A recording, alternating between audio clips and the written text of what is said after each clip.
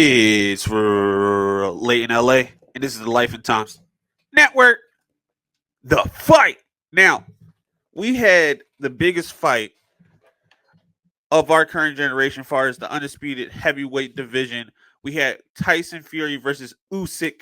We'll get into the main card soon as we get through the preliminary rounds, right? We had a great undercard for this bout.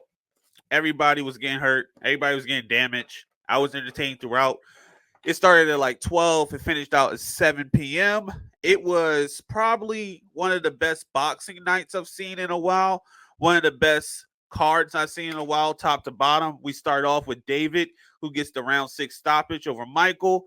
It was a great fight. It was a great fight. I knew he was landing the better punches, the more accurate punches. He was landing punches in bunches. The other guy was trying to knock him out. And as he ran out of gas, he got out of there. Now, if I had to rate the fight 1 out of 10, just the entertainment factor, it was a great 8 out of 10. This guy's riding a win streak. He's dropping everybody he fights. He has a great career. He has a regional belt now. Shout out to him.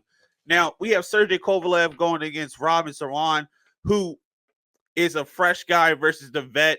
I mean, listen, Sergey, he put up a great fight, but I think it's time for him to hang him up.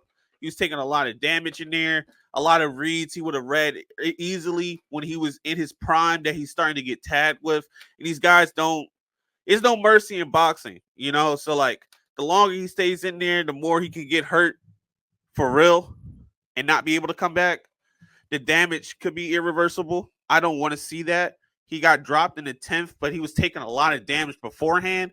And if it's a sharper, younger guy, which they're going to keep throwing at him because of his name, the only way to climb their ranks again after, a showdown with Canelo and everything like that, he's going to have to get through these young, fresh guys who are ready to crack, who can take the punch better, who have more punch resistance. And I just don't want to see that for him. I hope he hangs him up.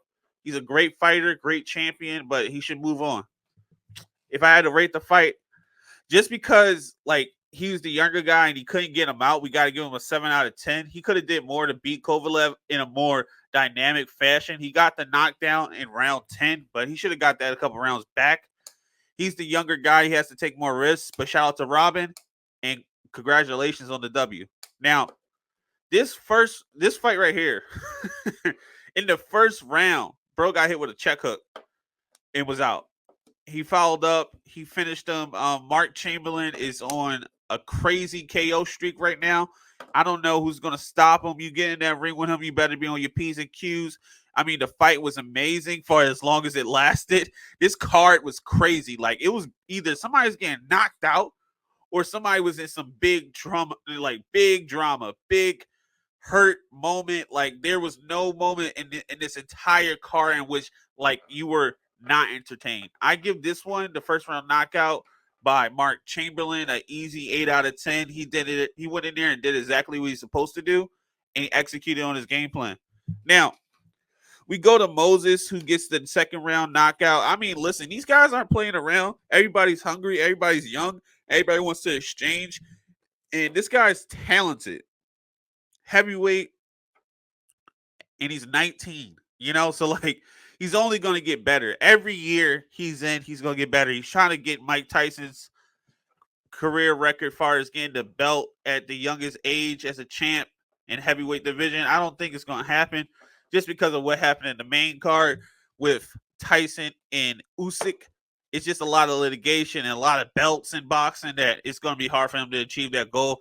But it's exactly what you want from an up-and-coming guy with a lot of talent. And it's going to be hard to match him up with people. As far as his just rating this fight, 1 to 10, I have to give it a 10 out of 10. The dude went in there and did exactly what he was supposed to do. Now, the heavyweight division is crazy right now. Frank Sanchez lost by 7th round knockout. I mean, listen, man. That guy applied pressure the entire fight, as far as Cabba. He finished him in the 7th round, brutalized his body for 7 rounds.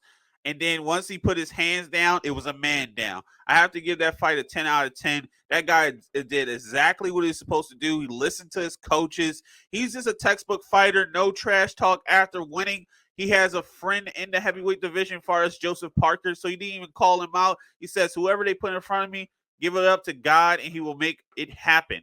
Shout out to that guy. Shout out to Cabba. Heavyweight division is stacked. Now, here's where I got a little upset. Okay, so Anthony versus Joe. Anthony pulls it out. He gets the W. He gets the KO in the 8th round. Here's the thing with me. He got a punch off on the break. They both got punches off, but his was clearer off the break than the other guy's punches. And that punch changed the fight for both fighters and not in the favor of Joe. I don't like it, but you can't be mad at the ref. The fight got even uglier. The ref got even slower. These guys started fighting real dirty in the pocket, both sides. So I can't be mad about that. Shout out to Joe for just persevering that. I think that's a lot on his heart and his character as a fighter. He got through 8 rounds after getting buzzed hard after the break. But then again, it is boxing. Protect yourself at all times. And as for professionals, you got to do what you got to do. Now, shout out to Anthony for bringing that belt home for him and his team. And I have to give the fight a 10 out of 10. It was a thriller from beginning to end. High-paced action, damage in every shot.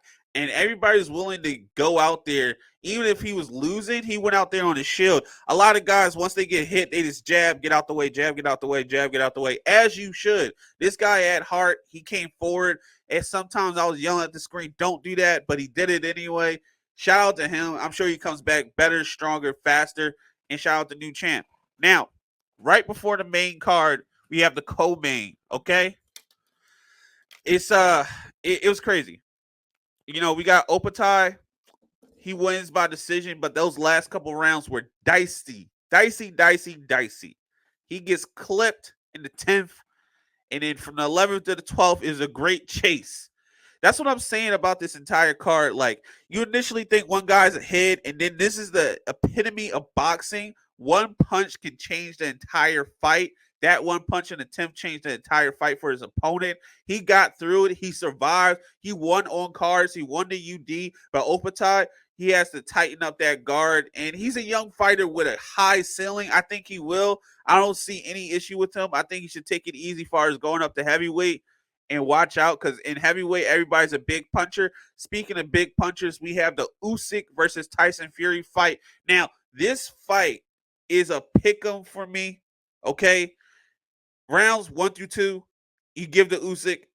Rounds 3 through 6, you give to Tyson Fury, right? So that's a lot of rounds. 3, 4, 5, 6. 4 to 2. Then 7 to 8. Who do you give those rounds to?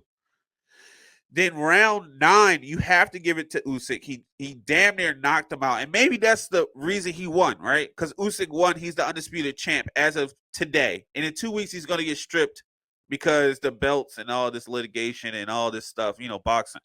Listen, tap in, Life and Times Network, the fight. I still think this fight was razor thin. I really was leaning towards Fury initially. I'm going to have to watch it over a couple times because it really boils down to if he got 7 and 8, right? Just math. He can't lose the fight, even if he loses the next 3 rounds after the 9th, after the almost knockdown, almost KO. It could have been a TKO. The ref let them fight. This is a big moment. The ref didn't let himself be a part of that moment, and that is a blessing in itself because a lot of refs insert themselves into this, and now we don't even care about the fight. We're caring about the reffing. Now, these guys have a rematch clause. They're going to fight again. Everybody got injured. Everybody's hurt. Tyson Fury said some unnecessary things after the loss. I won't repeat them. That's his character. That's his issues. And that's just what happens when you lose a fight. Nobody's going to be happy after they lose a fight. I'm not giving him any breaks for that. I still think that was heinous to say, but he's in the middle of emotions. He's in the middle of taking his loss, his first loss in his career, in his storied career, after holding the heavyweight division up after Deontay Wilder's fights. Those two had changed the climate in heavyweight division. So I still think they got a lot of credence as far as the work they put in for the division. But besides that, they're going to rematch. We're going to see again. It was a razor close fight. I would have gave it to either fighter. Usyk got the win, split decision. Thank you for everybody tapping in. Life and Times Network.